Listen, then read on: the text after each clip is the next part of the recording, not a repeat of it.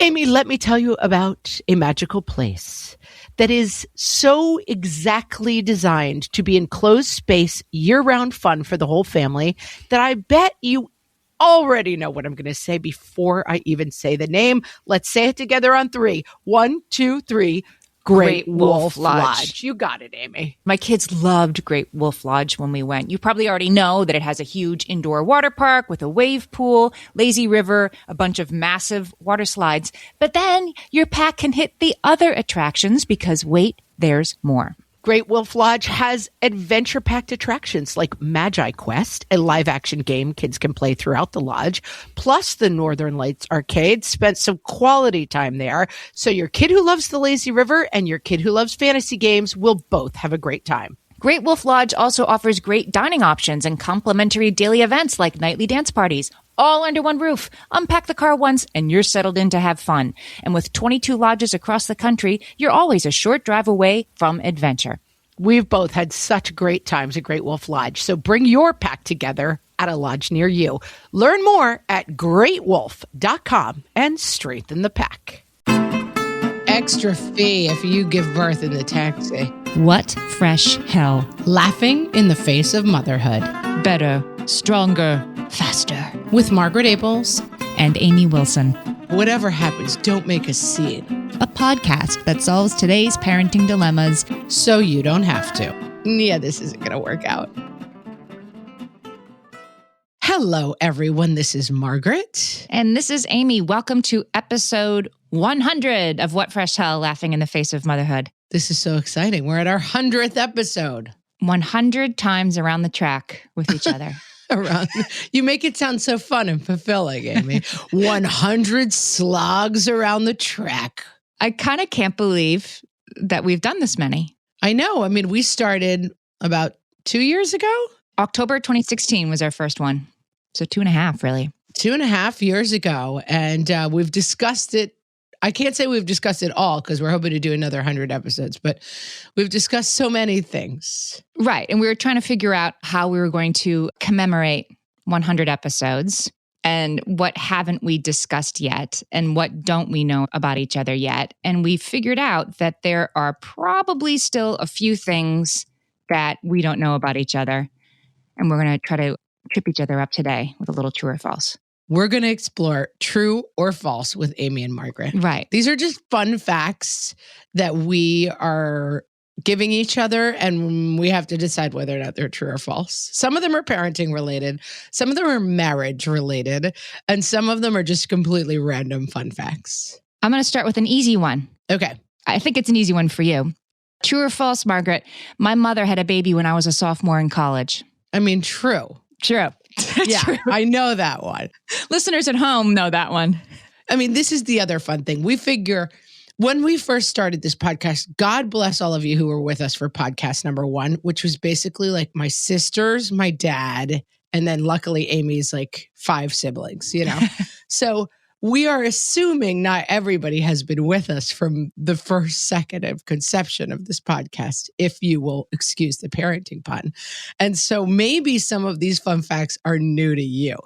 Amy's mom had a baby when she was a sophomore in college. That's a fun fact. It's really true. Oh, Amy, we almost skipped something. What? When we mention this fact, we have to take a moment of silence for Nancy Wilson. And as usual, you laugh through our moment of silence, which, you know, is fine. But we shout out to Nancy Wilson. We love you. You know, over the moment of silence, I prefer to lean in and acknowledge her many accomplishments. We used to have lunch mothers back in the day at my elementary school. I suppose that's an old Deluxe alert. Back in my day, you can imagine what a lunch mother was. There was no such thing as a stay-at-home father. So the stay-at-home moms would show up and, you know, sell the milks and the pizza on Tuesdays and kind of maintain order in the cafeteria. She was a lunch mother for 27 years. Yeah, I mean... consecutive, 27 consecutive years. She had a child in that school. So yes, and this is the other crazy part is this is an actual full sibling. Same 2 parents for me and my brother who was born when I was 19. And I love the fact that they came to college and they were like, sit down, we have to talk to you. And you were like, you're getting divorced. And they were like, no, we're having a baby. You could have given me 500 guesses, and the first 499 would be like, so you are getting a divorce. Like I wouldn't have. And that you had no reason to suspect they were unhappy, but it just seemed like that's what parents come to college to announce to their kids. What else could people your age, right, have to have driven 3 hours to tell me? Right. But then they were kind of like giggly. It was, as Nancy Wilson likes to say, you could have knocked me over with a feather. I was pretty surprised. Well, I will say also for Nancy Wilson, like, obviously, guys, I mean, Amy and I are basically have no background in parenting expertise except for having been parents. And then a lot of, I think, our parenting expertise comes from having had mothers of our own. But Nancy Wilson is a font of knowledge. And I will say that, like, if I had Nancy Wilson's life story, like if I was cafeteria mom for 27 years, I would be probably incarcerated somewhere and like completely miserable and full of rage. And Nancy Wilson is just a human ray of sunshine. Like she's always in a great mood. Yeah. She seems really happy with her life. Yep. She's really very positive, and she listens to every episode. So thanks. Oh, Nancy, for we being there. salute you. Nancy Wilson t-shirts coming soon. Watch the merch for those. Okay, I will give you one. I'm not sure if you know if this is true or false, but let's just try it. I came extremely close to giving birth in the car with my first baby. I'm going to say that that's true. It is true. Wow.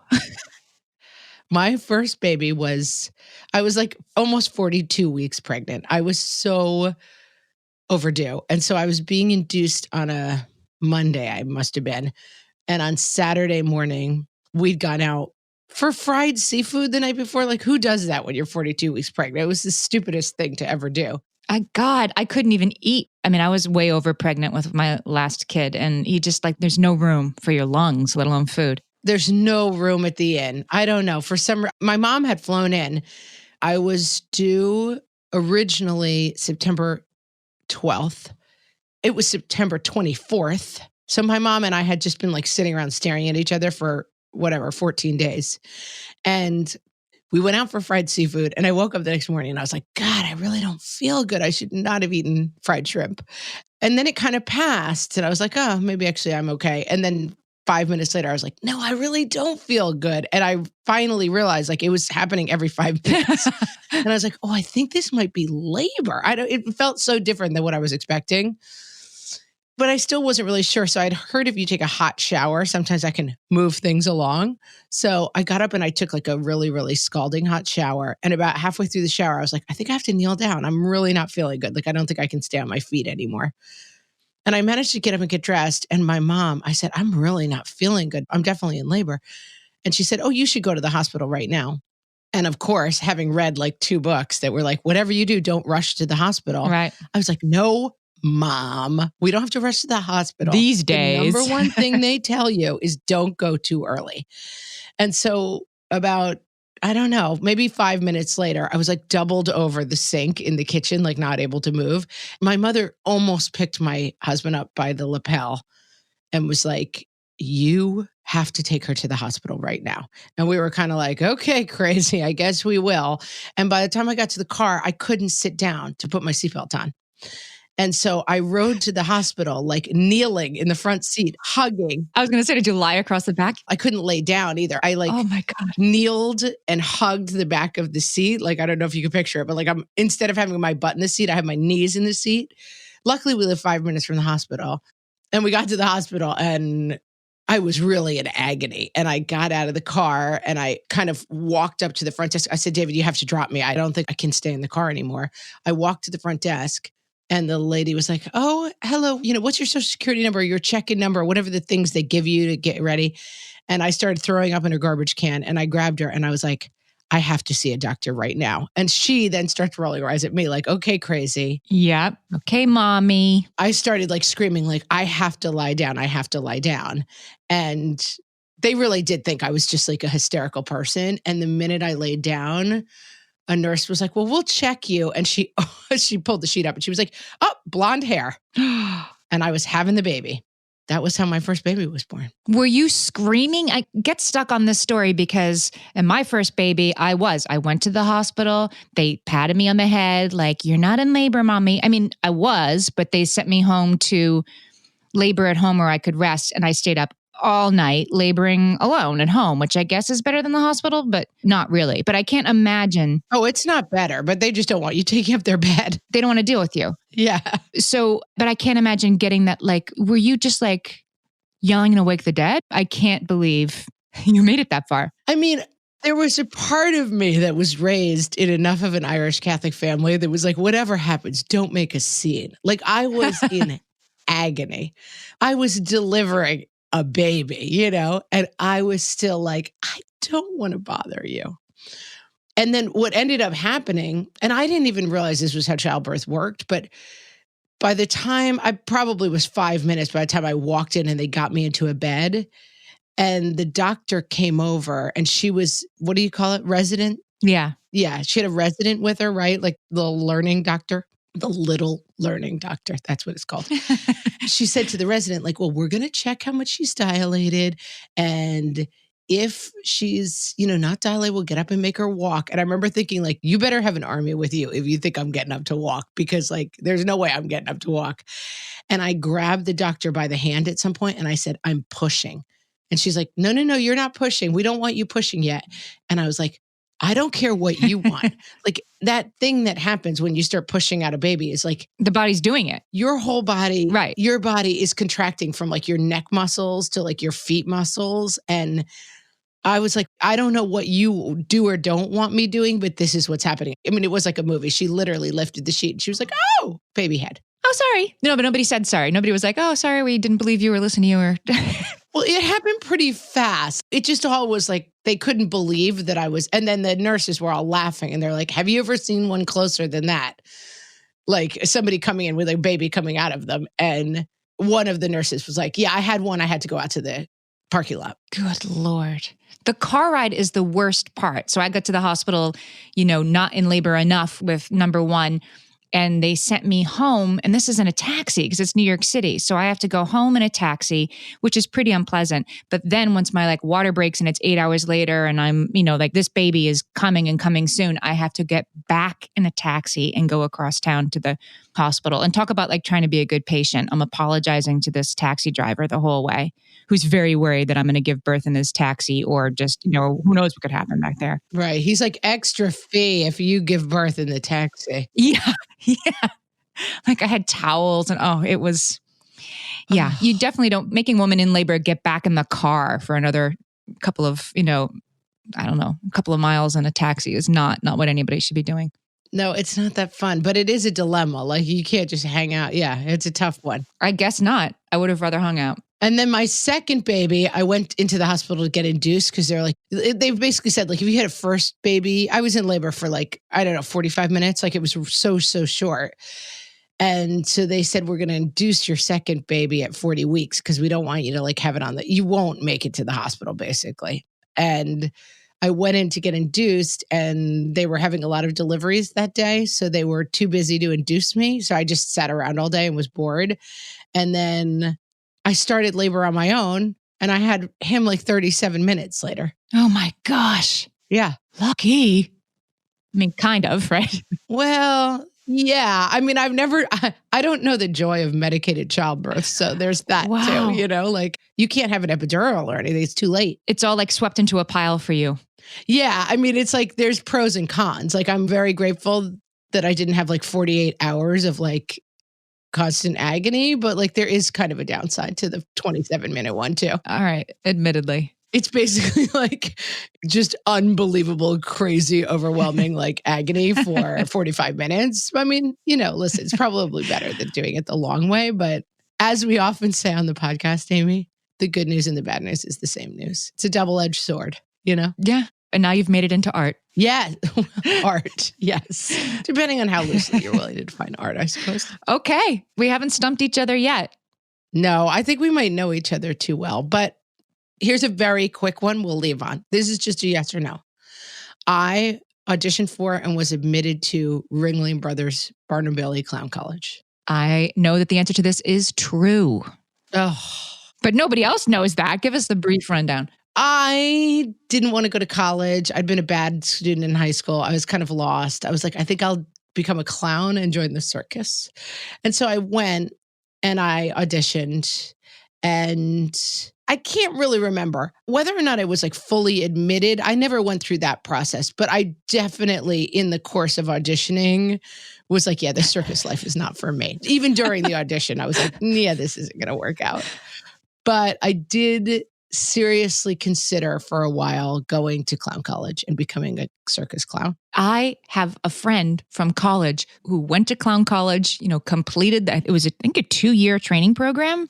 Oh, yeah. I mean, that's the thing. It's no joke. It's like a big commitment. Yeah. Did the 2 years of the training program, got on the train, like I'm part of the circus now. And after like 5 days on the train, was like, oh, hell no. And yeah, hitchhiked to New York City because he had to back out of that. So I didn't want to do it after all. Yeah, I had that. I mean, whatever your friends saw, I saw like the third of the way through the audition. I was like, oh, this is a poor choice. I'm not going to get through the 2 years of clown college to realize this is not where I want to be. So there's takeaways. We always have takeaways in this episode's takeaway. There's your takeaway. Don't go to clown college. It's not as good as it sounds. All right, guys, we'll be right back. For some of us, tax season is one of the only times that we look at our finances fully. And once it's over, well, that was terrible. And it is completely understandable not to want to think about it for another whole year. But using Monarch and being intentional with your finances in an ongoing way helps you see where your money is going and how you can put your refund to best use. We are here to tell you, simplify your finances with Monarch. Monarch is the all-in-one personal finance tool designed to make your life easier. It brings your entire financial life, budgeting, accounts and investments, net worth, and future planning together in one dashboard on your phone or laptop. Feel aware and in control of your finances this tax season and get 50% off your Monarch subscription with code FRESH. As you know, my husband and I are preparing to send, 3 kids off to college, and I cannot tell you how helpful Monarch has been in showing us our full financial picture, helping us to track our spending and reach important savings milestones. Our weekly meeting, Amy, it's now run by Monarch. Love it. Achieve your financial goals for good with Monarch, the all-in-one tool that makes money management simple. Use code FRESH at monarch.com for half off your first year. That's 50% off at monarch.com, code FRESH. Big Deal brands are up to 25% off right now at Designer Shoe Warehouse. You're not going to want to miss this. These brands almost never go on sale. At DSW, we'll give you something to brag about. Like up to 25% off select styles from Adidas, Crocs, Nike, Reebok, and more brands you love. Find shoes that get you at prices that get your budget. Save today at your DSW store or DSW.com. DSW, let us surprise you. Amy, we're back. What do you got for me? Okay. True or false? I have been interviewed by Child Protective Services. False. True. I have been. What happened? I will say, Amy, this may add to our cred on the podcast. I have also been interviewed by Child Protective Services. What? All right, should I go first? Yes. You know how everybody has one kid? This is a whole episode. Everybody's got that kid. Only one of my children has ever had stitches. My child who has had stitches had 4 sets of stitches before his 4th birthday, and the other 2 have never had any. Right. Everybody's got one of those kids if you've got, a couple. And like one time he fell out of his high chair and that was my fault because he wasn't properly strapped in. And then another times he just would like fall. He just hit his head on the counter and we wouldn't know what happened. So I was at the emergency room with him like 3 months after I'd been there the first time. Like the first time it was his eyebrow and now it's his ear. And he was 2. I mean, he was a little verbal and was, driving his Hot Wheels happily, like alongside the bed he was supposed to be lying down on. He was playing in the room and I had brought him toys and snacks and books and stuff because we were going to have to wait for the plastic surgeon again to sew up his eyebrow. And he's driving the cars and somebody comes in and sits down and they review the whole story and they say like, so what happened? And I start to say, and they're like, no, let him tell me. Like all of a sudden, like the scales fell from my eyes, like, oh, this is the real deal. This is the real deal. And I guess, it's a funny story because I live the kind of life where I, have a kid who could say fell down. And they're like, well, how did you fall down? Fell down kitchen, like that kind of thing. And I think they sort of looked at him with his toys and snacks and books and realized, okay, this is a kid who's being provided for. But yeah, I did get the close supervision of CPS. Yes. How about you? I had a very similar story, which is I was actually with my nephew. He ran headfirst into, I was watching him for my sister-in-law. They were going on a trip. My sister-in-law had not even left for the trip. She was pregnant at the time and she was at an OB appointment. So she'd only left him for like an hour and then she was going to leave for like 4 days. An hour in, he and his brother were running around. They had like a house that had, like an open, like the living room had a hallway that went down to the kitchen and then a door that came back out to the living room. And then, you could run in a big circle basically. And they were doing that. And my nephew slipped somehow and fell face first right into where the wall hits. So like the corner of the wall face first and is bleeding insanely. And I'm like, and I was with my sister-in-law's brother. We were babysitting together and he's just like crying like crazy. We're mopping up blood like crazy people. And we're like, I don't know. Do we think we have to take him to the, hospital? And my brother-in-law's like, he's fine. Oh no. And as he's mopping up the blood, I'm like, oh no, that's a skull. I can see. But it's only like when you think about it, your face is so little right there by your skull. Like, but he had cut it all the way down. Yep. And I was like, I think once you see the skull, it's time to call the ambulance. We drove him to the hospital. And same thing. He had been in the hospital like 3 times that year. And so they gave me the full sit down interview. And I was like, and of course I was like, I barely know this kid. Like, it's not my problem. I was only on watch for one of these things. So I think it added to the confusion that there were like different people involved in supervising him. But anyway, my sister-in-law was able to retain him. But I also had that with my oldest kid who fell. We had a bunch of kids over and we have a really oddly funny shaped house. And it's like a triangle shaped house, like a ski chalet picture. And so there's a room at like the bottom of the triangle that's like our playroom basically. But the nice thing about it is you can shut the door. And so we had a bunch of people over for dinner and we shut the kids in the triangle room. And we were like, it's the movie theater. Go to the movie theater. We set up a movie. We had popcorn. We had like seats all set up. And so we'd transform. I mean, believe me, all we did was put beanbags down and turn the movie on. But, we were like, oh, it's the movie theater. It's the movie theater. What could happen, right? They're going to sit down and watch a movie. What could happen? It's dark. So my son gets up to like get more popcorn or whatever, trips somehow and lands like eye first, into the coffee table and isn't badly injured, but does end up with like a gigantic black eye. And I sent him to school the next day, not even thinking about it. And they call me from the school nurse calls. And she's like, hi, we're wondering what's going on with his eye. And I say, oh, so what happened is he fell in our playroom at home. He tripped over something and fell, no big deal. And she's like, he says he got hurt at the movie theater. And I was like, oh, my story doesn't match. And then of course I had to like scramble and be like, no, see, we transformed the playroom into a movie theater. And that's why you said movie theater. But anyway, again, I'm still free, but there's nothing like that interview to make you panic. I thought this was more uncommon than it perhaps is, since we're both like 2 for 2, have been interviewed you multiple times. Amy, I was only interviewed by official Child Protective Services once. That's okay? True. That's true. Don't hurt my brand, please. The other one was just a school incident, please. Just the school nurse. It was a referral deferred. You managed to step in time. Well, there's just things that trigger it. Like the multiple hospitalizations, they keep that stuff in a computer now and it automatically triggers it. So, I mean, it's fine. There's nothing wrong with it, people. We're great parents. We have every right to host a parenting podcast. Is it your turn or my turn? I forget whose turn it is now. That was a both share. It's your turn. No. That was you. Child Protective Service. All right, here's mine.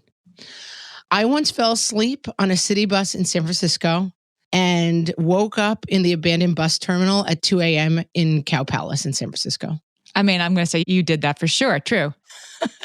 It's actually false. Oh, but it did happen to my sister. And then what?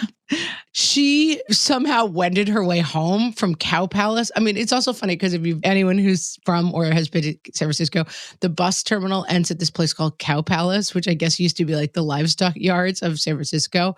But it's like the one place you never want to be is Cow Palace. Like all hope is lost. So yeah, my sister somehow like got off the bus and found like a human and was able to call a taxi at the time. It was before Ubers, and like make her way home from Cow Palace. Oh my but God. We've never let her live it down in my house, Cow Palace. She's a good sleeper if she missed the whole.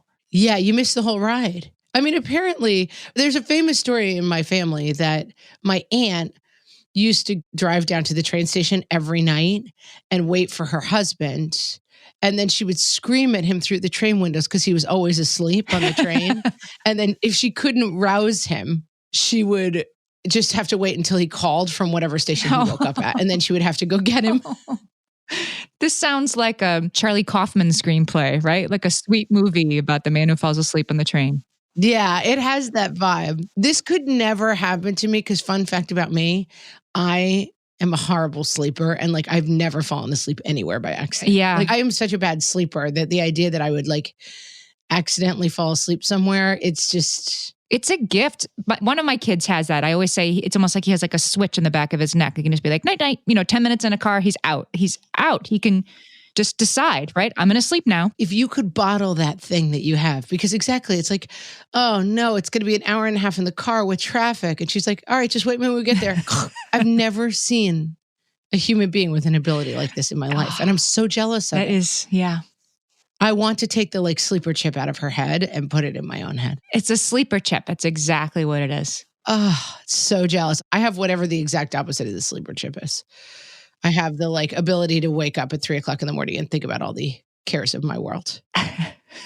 You and I are very alike in that way. Yeah. I have one for you. True or false, my kids stalked Gwyneth Paltrow all the way to her car one time. I know that is true. It's true. It's true. My oldest, who's now in high school, was in summer camp with Apple Martin, Gwyneth Paltrow's daughter. And I knew that this was the case because she was on the class list, and asked him, is there a girl named Apple in your class? And he was like, I don't know. I mean, he's like 5 years old at the time. I go to pick him up one day from this little summer camp, and she's there. Like you can immediately tell when you enter the room, and all the counselors are like, like laughing a little too loudly and like flipping their hair a little bit too. Like there just was this energy, like she's here. And then I find her, she's over in the block corner, telling Apple it's time to go home. And we're walking out together. Gwyneth and Apple and me and Connor, we're walking towards the parking lot. And I'm just sort of like, I'm walking right next to Gwyneth Paltrow, like act normal, don't look right or left. And Connor's like, knock, knock. And there's silence. And then she says, Apple, that little boy is saying knock, knock to you. And Apple's like, who's there? Boo, hoo. Why are you crying? It's only a joke. And Gwyneth Paltrow's like, oh, that was a good one. Okay, bye. And he's like, knock, knock.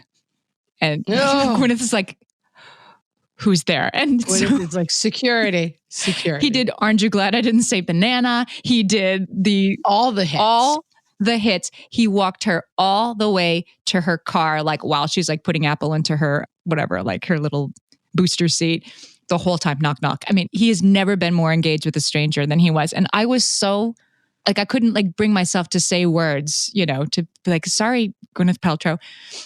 I disagree. That's hit material. I mean, that's straight from the 6-year-old comedy club circuit. I love it. It was amazing. And so the coda to all this is I'm buckling him into his car seat when we finally get to our car. And I'm like, Connor, I asked you if there was a little girl named Apple in your class. And he's like, I didn't know you meant that girl named Apple. Oh, a different person Right. named Apple. Oh, that's kids for you. Yeah.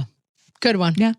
One of my babies was breech until 38 weeks. And I had to have that procedure where they oil up your belly and flip them over. I'm going to say that has to be true because it's too terrible to make up. It is true.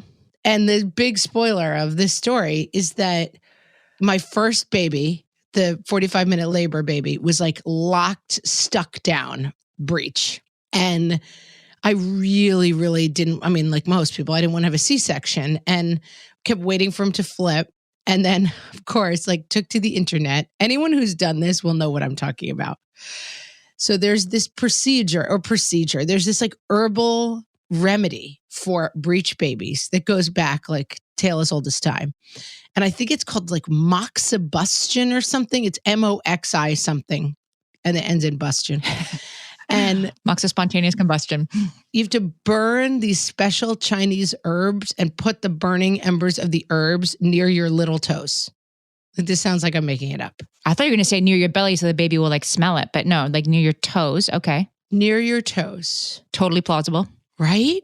While like playing music at the top of your belly, like you stick like an iPod in between your boobs, hoping that like the baby will be like, what's that awesome music? And like try to come up to it. And I would sit for hours a day with these. First of all, we had to go to Chinatown in LA to find like these, like whatever the burning sticks are that you need to do this procedure. And I did this for like weeks because waiting for the baby to flip. And finally it got to the point where they were like, no, the Chinese herbs haven't worked. The music iPod between the boobs hasn't worked. Like nothing has worked. Now you have to come in and have this like crazy procedure where they oil up your belly and flip the baby. And it's extraordinarily painful sometimes.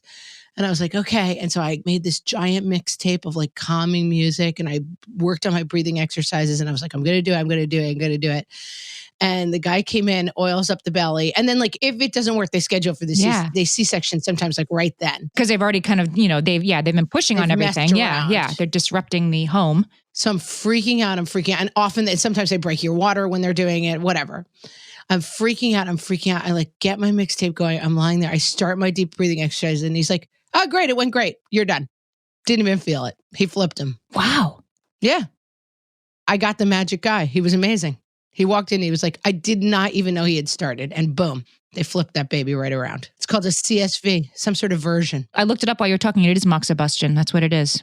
Moxibustion. Man, I put those you guys put a link to it because it's just so silly. I totally will. You can't even picture. It's like 2 cigars that you put near your little toes. I do want to point out that there was a double Goldilocks alert in that story because you talked about iPods and then you talked about a mixtape at the end there.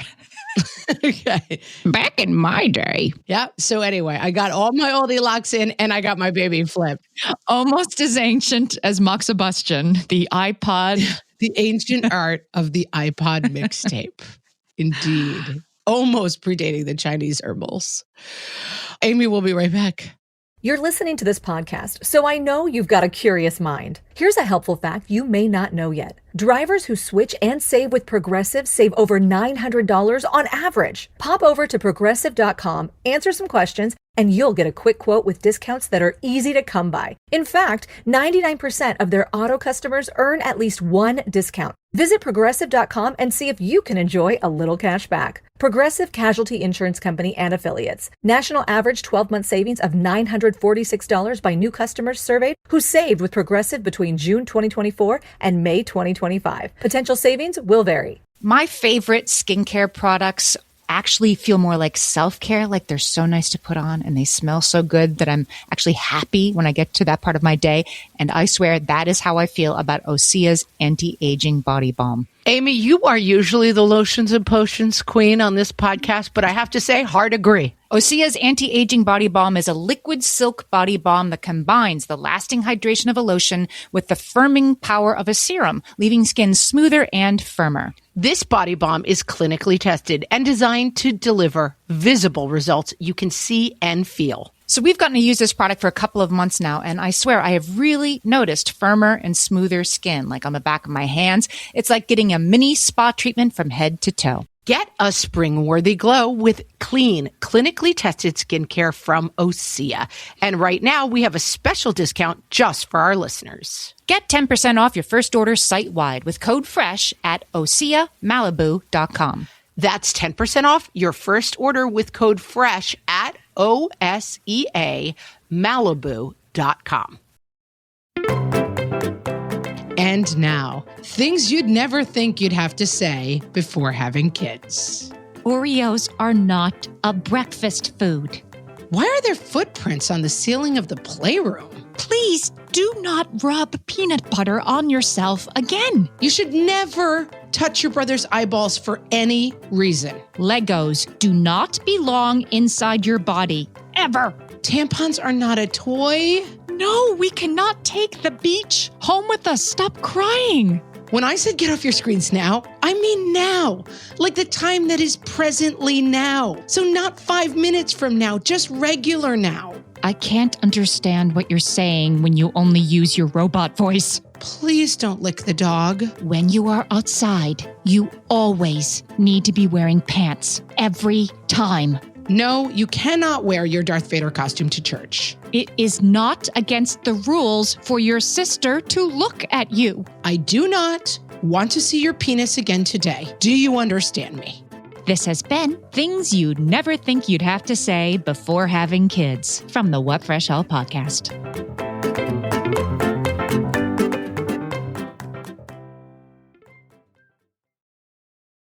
Amy, you're up. Okay.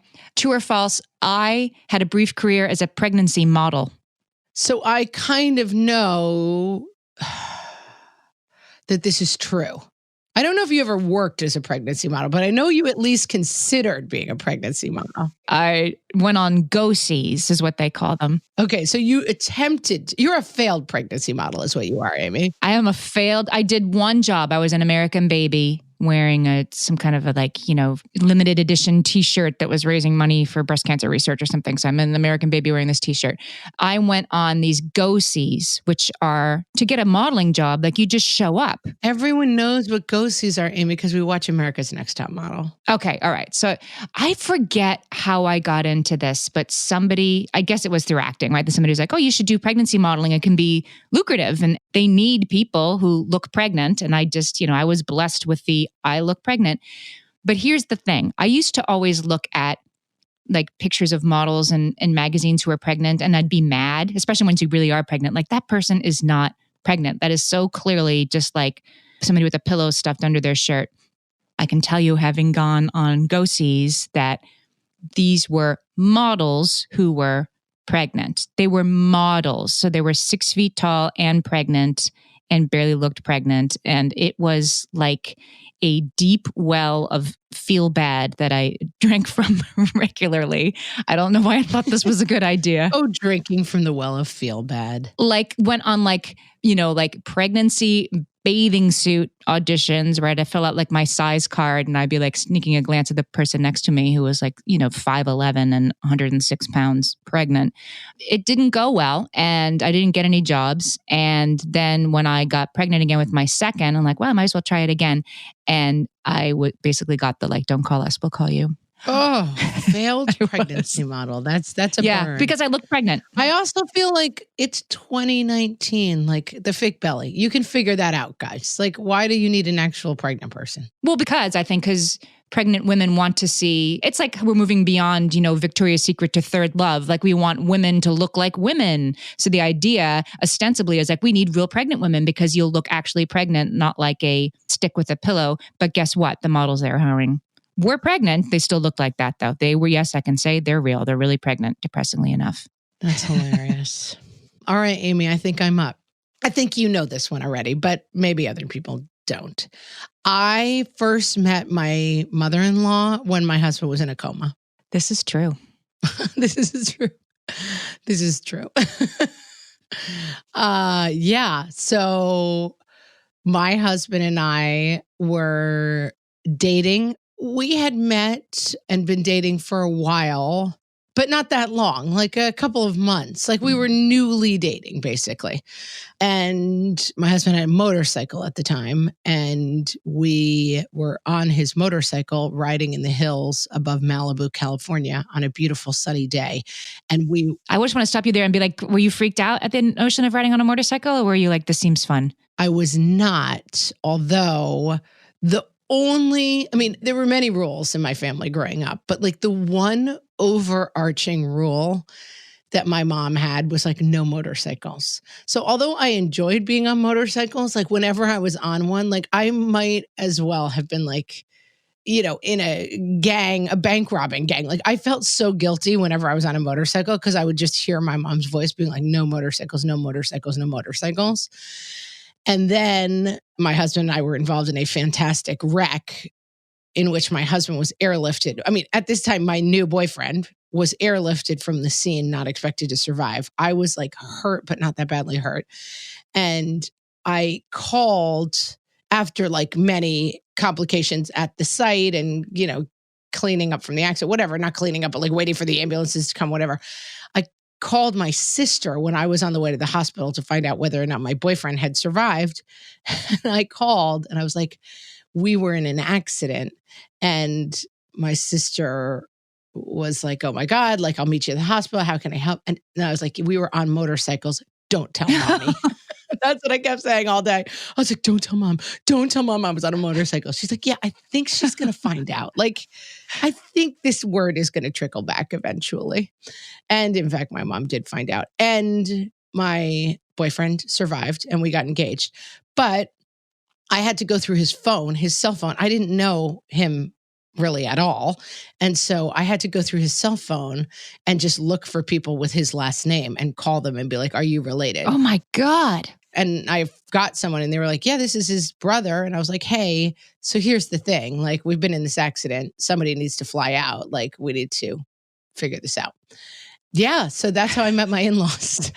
Did you shake hands when they came in the room? I'm like, this is the first thing I ever said to my mother-in-law ever was, please don't touch me. Because I had been in the accident as well. And I was hurt. I wasn't badly hurt, but I'd like sprained all my fingers when they hit the ground. I'd like was black and blue. I was so sore. Like I could barely walk. I was like shuffling my feet. The helmet had hit my face really hard. And so I had black eyes and stuff. So I looked horrible. And so what would happen is people would see me and they would say, oh no. And they would come up and would go try to hug me. you. Yeah. And it's like the last thing I just did not want anyone to touch. Like you've ever like broken your toe or something and you're like, no one get near me. Like you're so paranoid that someone's going to kick your foot. That's how my whole body was. So every time I saw anyone, I was like, do not, I would text people and be like, I need a ride to the hospital, but when you see me, you cannot touch me or hug me. Like I was so paranoid about anybody squeezing me because I was in a lot of pain. And so the first thing I ever said to my mother-in-law, we met at a Burger King parking lot by the airport so I could take them to the hospital. I couldn't drive. My sister was driving. And I got out of the car and I was like, oh, hi, I think you're the people we're looking for. And then they started to come at me and I was like, don't touch me with both of my hands in the air. So that's how I met my in-laws. Oh my God. It's the most untoppable of untoppable stories. I should have probably closed with it because it is a pretty shocking one. No, we're going to close with this because there's so much more. There's so much more I need to understand about this. So like, did you know like his middle name? Like, did you have to like say things you didn't like, what's his birth date? You didn't really know like what year he was born? Like, no, I did not know his birthday. Although fun fact, now I know his birthday and it is the same birthday as Amy Wilson. Really? You and my husband share a birthday. I don't think I knew that. Wow. Yes, you do. In fact, we were just booking a flight and I was like, what's your birthday? And then I was like, oh, I know your birthday because it's my husband's birthday. So the actual story of this is quite crazy because I called my sister from the car. She met me at the hospital. We get there and it's like it was an extremely bad accident. So my husband is extremely injured. And the doctor comes out at one point and I do not know this guy. I really like, we've been on a couple of dates, like nothing serious, just pretty, like casual. And the doctor comes out and he's like, so here's the thing. He ruptured his bladder in the accident. We need to decide whether or not we're going to operate on the bladder. So if we don't close the bladder, there's a risk that he'll have sepsis and death. But if we do the surgery, there's a risk of lifetime impotence and incontinence. And I was like, yeah, I don't even know how the guy likes his coffee. So I don't think I should be making these decisions for him, And that's when because I had sort of thought like, I won't call his parents until we know more because I don't want to, if he's not going to make it, like, it's like, I was trying to get a little more information. So I wasn't just calling to be like, we don't know anything, but it looks really bad. And by the way, they're in Texas. They're not up the street. Right. They're in Texas. We're California. That's right. So it's like, they're not going to be here until the next day anyway. And so at that point I was like, yeah, I think we better call some people who know him a little bit better to make these decisions. Because I could just picture me being like, yeah, go ahead with the surgery. And then he pulls through and he's like, thanks a lot, girl I dated for 4 weeks. Now I'm impotent and incontinent for life. And did you like chit chat? Did you like all hang out in the room together and like get to know each other? Or Oh, for 10 days. Yeah. Because you're like, I kind of can't leave. That'd be kind of not nice, but this is also weird. No. Yeah. I mean, we just hung out in the hospital room all day, every day. Yeah. Because I didn't really want to leave. Like, we'd been in the accident together and I did like the guy. You know, it wasn't like I was like, I got to get out of this. Right. Okay. You weren't, yeah. Lose the guy. Lose the guy. I was also like 37 and single. And I was like, this might be my last shot. Like, I better hold on. So let's see if the bladder works out. I'm like, let's see if the impotence and incontinence thing pulls through, because this might be my only shot. Like, I'm really long in the tooth at this point, and like, beggars can't be choosers, you know? And also, his face was crushed in the accident. So I was like, let's see how that turns out too. Good Lord. He had to have full facial reconstructive surgery. He's like, oh my God, I was just going to say that this is the most Goldilocks of Goldilocks alerts. Back in my day. Steve Austin, the Bionic Man. Yeah, that's pretty Goldilocks. But yeah, he's pretty much Steve Austin. Everyone's like, do you mean Stone Cold Steve Austin? And we're like, no, young folk. Long before there was a Stone Cold Steve Austin, there was the original Steve Austin. I forget what happened to him. The Bionic Man. They could build him better, stronger, faster. And then they show him running like 100 miles an hour. Ting, ting, ting, ting, ting, ting, ting, ting, ting, ting. Yeah, no one knows what we're talking about right now. So that's your husband, is what we're saying. So anyway, it worked out. He came out of a coma. But even though he was like out of a coma, he had to have like six, not six. He probably had to have 3 major surgeries. So it wasn't like he was like chatting. He was unconscious the entire time, basically. And so, yeah, it was like get to know you friends and family edition. Did you go back to the hospital parking lot to get engaged? We should have, but we didn't. We got engaged in his hometown. Maybe better to leave it behind. I mean, it all worked out fine, but it was definitely not the memory. In fact, the accident happened September 23rd. And so that was always sort of like a big date for us. And then when my son, you know how every Ellen DeGeneres bit, like she like builds something at the beginning and then she circles back, and that's what makes it so great. It's just about what we're going to do here, Amy. My son, who was so overdue when I was eating the fried shrimp in the beginning of our story, he was due on September 12th. And I kept being like, he's going to be born on the 23rd, which would have been the 2nd anniversary of the accident. But he wasn't. He was born on the 25th. But basically, the thing that happened is like I was 36, I guess, when we started dating, single. And I was sort of like, I don't know if this is going to happen because like I'm 36 and single. Like, how am I going to meet someone, court them, get married, get engaged, have a wedding, and then have kids? Like, I'm running out of time. And then I met David in May or June. And we dated like a couple times over the summer. And then we went out on like 2 more serious dates in September. And we had the conversation of like, okay, let's start dating. And then the accident was like the next day. And then he didn't get better until like December. And then we got engaged early in the next year and we got married that year. So we moved it right along. You moved it right along. You got it all scheduled at the same time. Yeah, like between the time we met and got engaged was like less than a year and a half. I mean, between the time we met and I was pregnant with the first baby was a year and a half. There was like an accordioning of events that happened. Is that a word? You know what I mean? Like it was. Yes. No, the space-time continuum ripped and I like got shot forward in time. Right. It's amazing. But see, this is why I love talking to you, Margaret, because I have heard bits and pieces of this story several times over the last 2.5 years, because I'm like, I sit at her feet like crisscross applesauce and clap my hands and be like, tell the story again about. And every time I hear this story, there are new details that I haven't heard before. I am still learning from you, Margaret. It's a deep well. There's probably a lot more still in there. But yeah, no, it all worked out. I mean, it definitely all worked out. And we always joke that our wedding vows were like, for better or for worse? Yeah, check. Right. We've done that. Sickness isn't health. Yep, check. Got it. You know, like we did a lot of the hard stuff Steep up front. incline from here. Yeah, or like hopefully some downhill ahead in a good way. Coasting. I forgot to keep track of who won the true or false game, but I think we all won because we learned even more about each other today. We all won, Amy. It's a perfect place to end. Guys, thank you so much for listening to us for 100 episodes. It's been so much fun. We love it. And we just keep growing. And one of the ways we do that is we find you on Facebook at facebook.com/whatfreshhellcast. Right. And in our Facebook group, which is just so much fun. It's just like fans of the podcast, fellow moms, lifting each other up, giving each other great advice, and making each other laugh with funny memes. And it's 1,000 members strong. After just about a month, we already have 1,000 members, and we're really excited about that. So come join us. Be part of the more than 1,000. And then we're on Instagram at What Fresh Hell Cast. And on Twitter, we more tweet like interesting parenting articles and studies and stuff. So if you're into that stuff, you can find us on Twitter at WFH Podcast. And we won't really have show notes for today, but you can always find all our past episodes. All the research we talk about is always on our website, whatfreshhellpodcast.com. And I'm going to put a picture of Moxa. I might even have the picture of me doing it, but that might be too far in the archives. But I will put a Moxabuster picture up so that people can see the crazy. Send us your Moxabustion pictures, everyone. All right, guys. We'll talk to you next week. Thanks for listening. Bye.